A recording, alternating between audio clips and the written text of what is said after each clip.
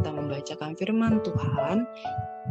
Tapi sebelum itu aku mau mengajak teman-teman untuk mempersiapkan tempat ternyamannya dan juga mempersiapkan Alkitabnya. Kepada Yohana dipersilahkan. Oke, terima kasih Cornel untuk kesempatannya.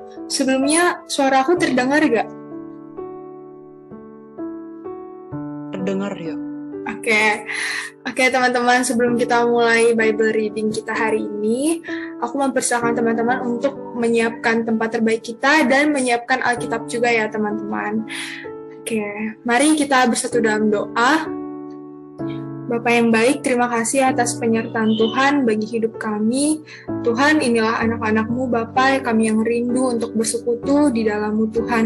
Dan tiba saatnya Bapa, kami akan merenungkan firman-Mu, biarlah Tuhan yang mengurapi hamba-Mu yang akan menyampaikan sebagian dari firman-Mu. Pakai hamba-Mu untuk memberitakan kebenaran-Mu, dan biarlah firman-Mu boleh mengubahkan hidup kami, firman-Mu boleh menjamah dan memberkati kehidupan kami. Di dalam nama Yesus kami berdoa dan mengucap syukur, biarlah kehendak-Mu yang terjadi. Haleluya, amin. Oke, amin. Oke teman-teman, seperti yang udah diingatkan Cornel tadi nih, aku mau tanya teman-teman udah siapin Alkitabnya belum nih? Kalau udah boleh nih, ketik uhuy di kolom chat.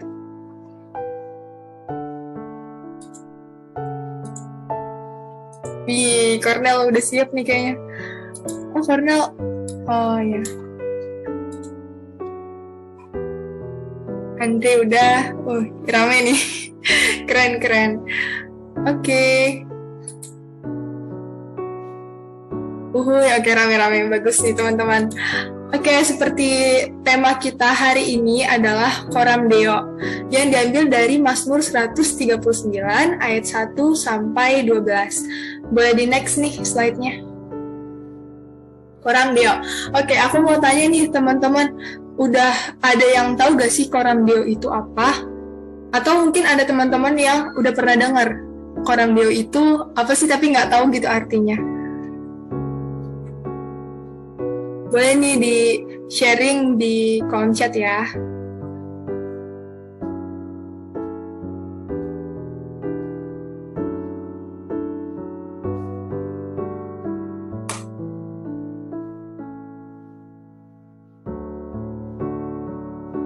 Oke, teman-teman ada yang tahu gak nih Coram Deo itu apa?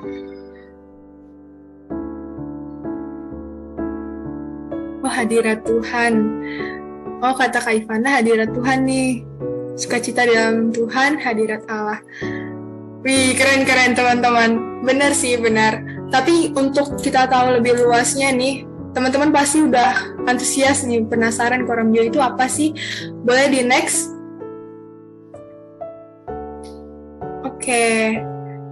Ya, benar Andreas, di hadapan Allah. Oke, aku mau minta salah satu teman aku nih untuk bantu aku baca firman ini. Mungkin untuk Risma nih. Risma bisa gak bantu aku untuk baca firman ini? Halo Risma.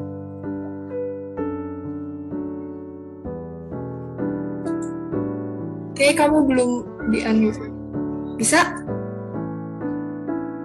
Oke, nanti aku ayat ganjil, kamu ayat genapnya ya.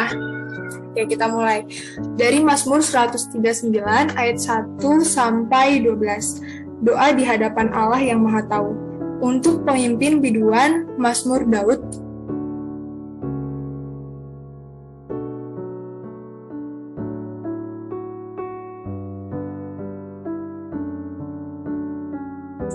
Ya, Risma boleh baca ayat genapnya?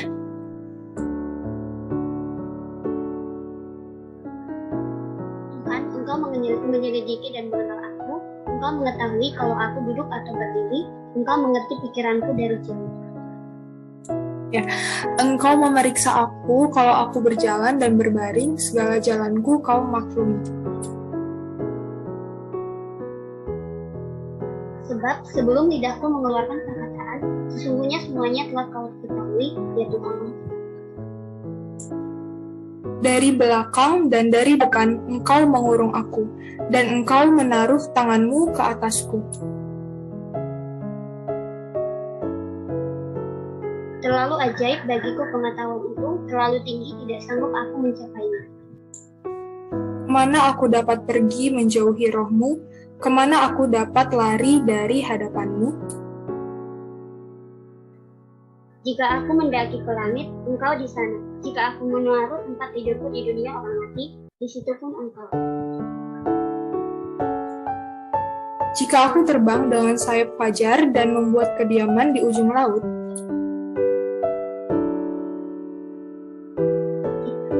maka kegelapan pun tidak menggelapkan bagimu, dan malam menjadi terang seperti siang, kegelapan sama seperti terang.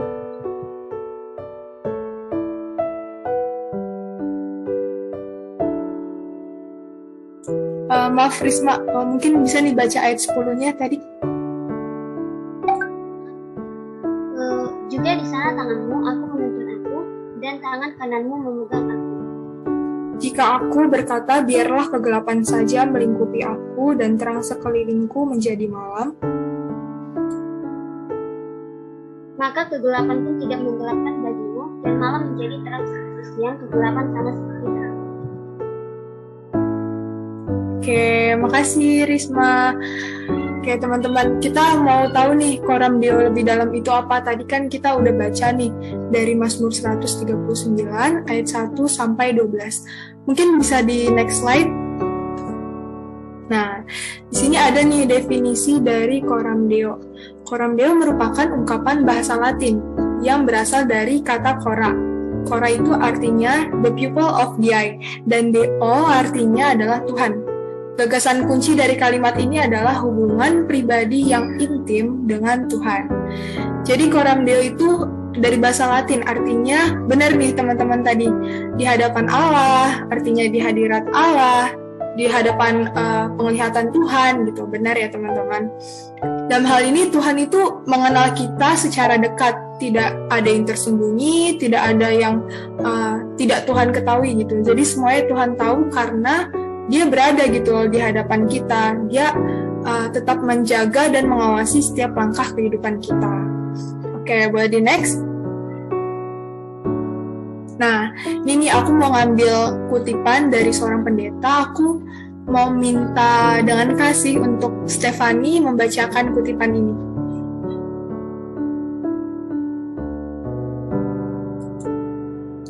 Halo Stefani. Biarkan setiap orang Kristen berjalan bersama Tuhan ketika dia bekerja pada panggilannya, dan bertindak dalam pekerjaannya dengan mata kepada Allah, bertindak seperti di bawah mata Tuhan. Ya, terima kasih Stefani. Jadi di sini aku ambil kutipan dari pendeta Cotton Mather ini. Dia mau aplikasikan Coram Deo itu sendiri gitu.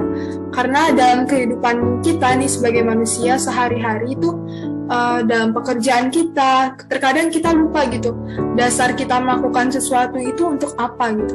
Padahal kan dasar kita seharusnya adalah melakukan pekerjaan kita dan aktivitas kita itu untuk kemuliaan Tuhan. Kita seringkali berjuang mati-matian sampai memeras tenaga gitu, memeras waktu, bahkan uang sekalipun. Kita merasa kita lelah banget gitu dalam melakukan aktivitas kita. Tapi sebenarnya bukan karena Tuhan gak hadir, tapi Tuhan itu hadir. Cuma kita yang lupa untuk mengandalkan Tuhan di dalam hidup kita. Oke, boleh di next slide nih. Ya, di sini aku mengambil beberapa poin dari firman yang telah kita baca. Di ayat 1a itu, poinnya adalah Dia mengetahui keberadaan kita. Allah mengetahui setiap tindakan kita, bahkan di saat kita duduk, Tuhan tahu. Di saat kita berdiri, Tuhan juga tahu gitu. Karena Dia Allah yang Maha Tahu. Nah, jadi apapun yang teman-teman lakukan hari ini, baik perbuatan buruk kah atau perbuatan baik, Tuhan tahu itu semua. Misalkan nih, aku mau kasih contoh, ada seorang pencuri gitu. Dia mencuri itu kan dilakukan dengan diam-diam gitu. Tapi Tuhan tahu gitu apa yang dia kerjakan, sekalipun manusia bisa dibohongi, bisa ditutupi oleh sikapnya dia, tapi Tuhan tahu apa yang dia kerjakan. Sama halnya ketika kita berbohong gitu, kita berbohong kepada manusia pun Tuhan tahu itu. Dan bahkan misalkan teman-teman melakukan perbuatan baik seperti menolong sesama, memberikan sedekah, terus memberi persembahan juga di dalam gereja, Tuhan tahu gitu apa yang teman-teman lakukan, teman-teman pikirkan, semua Tuhan tahu. Jadi sekalipun kita berbuat baik, jangan sampai teman-teman berpikir aku harus menunjukkan atau menonjolkan ini ke sekelilingku gitu. Jangan sampai itu jadi bahan kita untuk memamerkan apa yang kita kerjakan. Karena sebenarnya yang terpenting adalah Tuhan mengetahui itu dan memperhitungkan apa yang kita kerjakan dalam hidup kita. Oke, untuk poin keduanya di ayat 2b, dia mengerti pikiran kita. Jadi baik atau buruk, suka atau duka, ucapan syukur atau permohonan, dia tahu isi hati dan pikiranmu. Nah, di sini nih teman-teman, misalkan teman-teman sekarang kan lagi firman Tuhan nih, pasti teman-teman fokus gitu ya terhadap firman Tuhan. Tuhan juga tahu gitu kalau teman-teman lagi merenungkan firman ini atau teman-teman lagi sibuk yang lain, itu Tuhan tahu ya teman-teman. Jadi bahkan di saat teman-teman memikirkan hal yang tidak berkenan gitu di hadapan Tuhan, pikiran kotor, pikiran jahat, itu Tuhan tahu semua. Walaupun teman-teman cuma berpikir, kan cuma aku doang yang tahu gitu. Tapi Tuhan tahu itu semua, pikiran teman-teman juga Tuhan tahu. Jadi bagaimanapun teman-teman menyembunyikan pikiran, perkataan, perbuatan, itu semua nggak ada yang tersembunyi di hadapan Allah. Gitu. Boleh di next slide? Ya, di ayat 3 ini aku menikmati gitu kalau kehidupan kita secara total, mulai dari pikiran kita, perkataan kita, atau perbuatan kita di dalam kehidupan secara langsung, semuanya itu berada gitu dalam pengawasan Tuhan. Dia yang mengawasi kita kemanapun kita pergi, Tuhan ada di sana. Tuhan ada untuk mengawasi dan menuntun kehidupan kita. Di ayat 5 ini, aku juga mengambil nih poinnya, Tuhan itu tidak menghendaki kita salah jalan atau tersesat. Karena itulah tangannya selalu menuntun, membimbing, menopang, serta melindungi kita. Nah, tadi kan dibilang di ayat 5, dari belakang dan dari depan, engkau mengurung aku, dan engkau menaruh tanganmu ke atasku. Di sini maksudnya mengurung itu bukan dalam hal negatif ya teman-teman. Jadi mengurung itu maksudnya teman-teman itu dalam jangkauan Tuhan gitu, dalam jangkauan tangannya gitu. Kemanapun teman-teman pergi, Tuhan ada bersama teman-teman. Kemanapun atau apapun pikiran teman-teman, Tuhan ada gitu. Tuhan tahu apa yang teman-teman pikirkan, teman-teman butuhkan, Tuhan tahu itu semuanya. Oke, jadi di sini dapat disimpulkan bahwa kapanpun dan dimanapun kita berada, kita selalu berada dalam pengawasan Tuhan. Dan tidak ada tempat di mana Tuhan tidak hadir. Oke, boleh di next slide nih. Nah, aku mau nanya nih, teman-teman tahu gak sih ini gambar apa?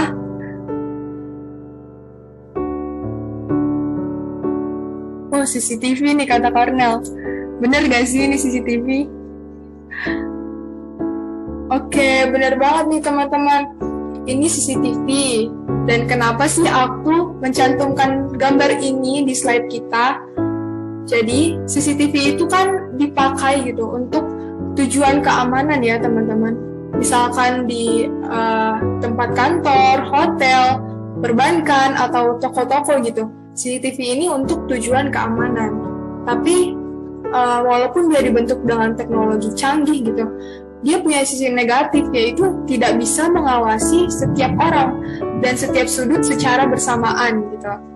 Tapi kamera CCTV juga terbatas, hanya bisa memantau situasi dalam jangkauan kameranya aja. Nah, di sini yang mau aku tangkap gitu pesan dari gambar ini adalah beda gitu loh dengan Tuhan. Mata Tuhan itu melebihi dari kamera CCTV. Kuasa Allah itu melebihi dari teknologi secanggih apapun yang dihasilkan oleh manusia. Karena seperti yang aku bilang tadi, Tuhan hadir, Tuhan tahu gitu. Contohnya ketika misalkan Cornel lagi belajar gitu, sedangkan di saat yang sama aku sedang makan gitu di rumah. Tuhan tahu gitu loh, walaupun dengan orang yang berbeda, dalam waktu yang sama, tempat yang berbeda, Tuhan tahu itu semua. Berbeda dengan CCTV ya teman-teman, yang nggak bisa dijangkau dalam waktu yang sama, dalam sudut yang bersamaan, dan sebagainya. Oke, boleh di next nih. Ya, kenapa aku bilang tadi mata Tuhan itu melebihi dari CCTV dan menjangkau lebih dari teknologi canggih. Karena apa?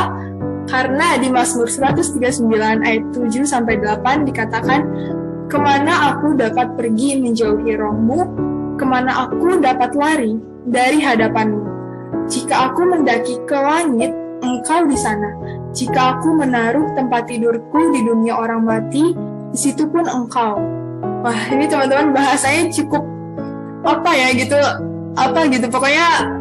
buat kita bingung ini maksudnya apa. Tapi di sini aku mengambil poin kalau Tuhan itu menjangkau beberapa tempat yang dijelaskan di tempat ini ya, di ayat tersebut. Yang pertama, Tuhan menjangkau sampai ke langit. Nah, dari bahasa Ibrani itu langit adalah samaim, artinya alam semesta atau surga. Nah, kenapa di langit? Nah, di sini yang aku tangkap adalah hadirat Allah yang ilahi, tempat yang tidak terjangkau oleh manusia, Tuhan tetap ada gitu. Kan sampai ke langit itu kan nggak bisa ya manusia menjangkau ke sana, tapi kuasa kehadiran Allah ada di sana. Nah, yang kedua itu di dunia orang mati. Nah, dunia orang mati atau alam maut itu disebut dengan Sheol dalam bahasa Ibraninya, yang artinya tempat yang hanya dihuni oleh mereka yang tidak bernyawa gitu. Nah, di sini Mazmur Daud menekankan bahkan sampai dia berlari pun nggak bisa gitu loh. Dia mau pergi kemana karena Tuhan selalu ada dimanapun dia berada, bahkan di dunia orang mati sekalipun gitu. Jadi kuasa kehadiran Allah itu menjangkau sampai ke situ. Ini menegaskan bahwa Allah itu hadir dan berkuasa di atas segala sesuatu. Makanya kehidupan atau kematian itu Tuhan yang pegang gitu, Tuhan yang ambil alih karena dialah Allah yang maha kuasa. Oke, di next slide nih. Nah, yang ketiga itu Tuhan hadir walaupun di ujung laut. Teman-teman tahu kan ujung laut itu sejauh apa gitu loh, bahkan kita pun nggak bisa menjangkau itu. Jadi ujung laut itu kan tempat terjauh di bumi yang jauhnya tidak terkira. Tapi di sana juga Allah ada gitu. Allah tidak dapat dibatasi oleh waktu, oleh jarak, tapi juga Allah tidak dapat dibatasi oleh situasi dan kondisi. Allah itu bukan sekedar hadir ya teman-teman. Allah itu juga memelihara dan menuntun kehidupan kita. Jadi seperti yang aku bilang tadi, walaupun tempatnya di laut, di tempat gelap, bahkan di kematian, dalam situasi kematian, situasi duka, apapun itu, Tuhan hadir gitu, dimanapun teman-teman berada. Nah, yang poin keempatnya, tempat gelap. Tempat gelap itu kan tidak sanggup gitu dilihat manusia tanpa alat penerang ya teman-teman. Kayak contohnya, misalkan di rumah teman-teman mati listrik, teman-teman nggak punya senter, nggak punya lilin atau apapun alat penerang, pastinya kacau kan semuanya. Teman-teman jalan juga nabrak kemana-mana gitu. Teman-teman mau butuh apapun susah gitu. Walaupun teman-teman mendengar nih suara satu sama lain, tapi susah gitu dalam keadaan gelap tanpa penerang. Tapi di sini Mazmur Daud menekankan bahwa Allah tuh maksudnya Allah itu selalu hadir gitu dimanapun berada gitu. Sekalipun dalam tempat gelap, kegelapan tersebut tidak menggelapkan bagi Tuhan. Jadi kegelapan itu sama seperti terang, seperti yang disampaikan di Mazmur tadi. Nah, di sini aku juga mengutip gitu. Kalau Daud itu pernah menyampaikan, bahkan dalam lembah kekelaman sekalipun, ia tidak takut. Teman-teman tahu kan lembah kelam itu kayak gimana gitu. Tapi Mazmur Daud merasakan gitu penyertaan Allah ketika dia terancam dalam lembah kelam pun Tuhan nggak pernah meninggalkan dia. Dia tetap aman, tetap nyaman bersama dengan Tuhan. damai sejahtera diterima oleh Daud gitu, oleh karena penyertaan Tuhan di dalam hidupnya. Oke, boleh di next slide. Nah, di sini yang mau aku simpulkan, yang pertama adalah Tuhan Allah adalah Tuhan yang Maha Kuasa dan Maha Tahu. Untuk itu, marilah kita hidup di dalam kebenaran. Nah, di sini maksudnya kebenaran itu apa gitu? Kebenaran artinya hidup benar gitu ya teman-teman. Kehidupan teman-teman itu melakukan apa yang Tuhan kehendaki, apa yang berkenan di hadapan Tuhan gitu. Karena apa yang terjadi dalam kehidupan kita semuanya jelas dilihat oleh penglihatan Tuhan. Bahkan apa yang sedang kita pikirkan, kita niatkan, kita rencanakan, Tuhan sudah mengetahuinya sebelum kita melaksanakan. Tuhan itu nggak ada yang tersembunyi. Oleh sebab itu, baiklah kita tidak melakukan kecurangan atau perbuatan-perbuatan yang mendukakan hati Tuhan. Nah, di poin keduanya, Tuhan Allah adalah Tuhan yang Maha Kuasa dan Maha Tahu. Untuk itu, marilah kita hidup dalam persekutuan dengan Dia, tidak menjauh darinya. Nah, pemazmur ini mengibaratkan seandainya kita mendaki ke langit, menjauhkan diri dari Tuhan, pergi ke dunia orang mati, atau terbang membuat kediaman di ujung laut, tetap gitu loh, roh Tuhan itu berada di sana, menyapa kita, menjagai kita, menaungi kita, dan menuntun kita. Tangan Tuhan itu selalu memegang kita. Dia Tuhan yang tidak pernah meninggalkan kita, walaupun Tuhan Yesus telah pergi dan naik ke sorga gitu ya, tapi Dia memberikan Roh Kudus-Nya untuk menjaga dan menyertai kehidupan kita gitu. Jadi biarlah hidup kita itu seturut dengan kehendak Tuhan, seturut dengan pimpinan Roh Kudus. Karena dalam kehidupan kita juga harus gitu ya melakukan apa yang baik yang berkenan di hadapan Tuhan. Oke, di sini boleh di next slide nih. Ya, teman-teman. Jadi, sekian Bible reading kita hari ini. Aku mau teman-teman merefleksikan diri teman-teman. Apakah dalam setiap aspek kehidupan teman-teman sudah melibatkan Tuhan? Gitu. Apakah teman-teman sudah mengandalkan Tuhan sepenuhnya, berserah kepada Tuhan sepenuhnya? Untuk itu, marilah teman-teman mempersiapkan hati dan pikiran teman-teman, kita memasuki doa. Mari teman-teman kita bersatu dalam doa. Bapa yang baik, terima kasih atas penyertaan Tuhan bagi kami. Kami bersyukur Tuhan atas firman-Mu yang boleh kami dengarkan, firman-Mu yang boleh kami baca. Biarlah Tuhan yang membukakan hati kami untuk menerima nasihat firman-Mu. Biarlah firman-Mu tidak hanya sekedar kami baca dan kami dengarkan, melainkan firman-Mu menjadi rema dan pedoman, serta kami aplikasikan di dalam kehidupan kami. Bapa, tolong kami untuk selalu mengandalkan Tuhan dalam setiap aspek kehidupan kami. Tolong kami untuk selalu mengingat dan semakin percaya bahwa segala sesuatu ada dalam kendali Tuhan. Biarlah Tuhan yang bekerja dan campur tangan seutuhnya di dalam kehidupan kami, masa depan kami, pendidikan kami, keluarga kami, kesehatan kami, apapun yang menjadi pergumulan hidup kami mau menyerahkan hanya kepadamu Tuhan. Pakailah kami, anak-anak-Mu ini Tuhan, sebagai alat-Mu, biarlah kami boleh hidup terang di tengah-tengah dunia ini Bapa. Di dalam nama Yesus kami menyerahkan kelanjutan ibadah ini ke dalam tangan Tuhan. Biarlah setiap pujian penyembahan kami boleh menjadi kemuliaan dan dupa yang harum bagi nama-Mu Tuhan.